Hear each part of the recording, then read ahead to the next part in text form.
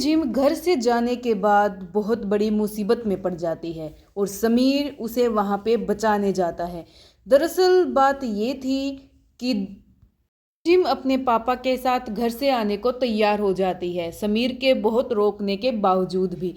क्योंकि उस घर में कुछ ऐसे लोग थे जो रिम जिम को वहां पे देख के खुश नहीं थे और उनमें से एक थी उसकी बुआ, आप सब जानते हैं। लेकिन इन सब के बावजूद भी समीर ने रिम जिम को रोकने की बहुत कोशिश की, लेकिन समीर अपने पापा की रिपोर्ट देखने के बाद इस घर में एक मिनट भी नहीं रुकी, क्योंकि उसे ये यकीन करवाया गया कि उसके पापा को कैंसर है और वो 3-4 महीने से ज़्यादा जीवित नहीं रहेंगे।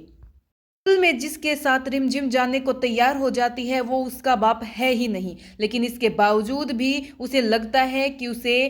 पापा की मदद कर देनी चाहिए। लेकिन जैसे ही वो इंसान उस हवेली से बाहर निकलता है तो उसने जिन लोगों से उधार ले रखा था वो उसके पीछे पड़ जाते हैं और पैसे मांगने लगते हैं, और उनके साथ रिमझिम को देखकर वे लोग उसके पापा को कहते हैं कि अगर तुम इस लड़की को मुझे दे दोगे तो मैं तुम्हारा सारा पैसा माफ कर दूंगा।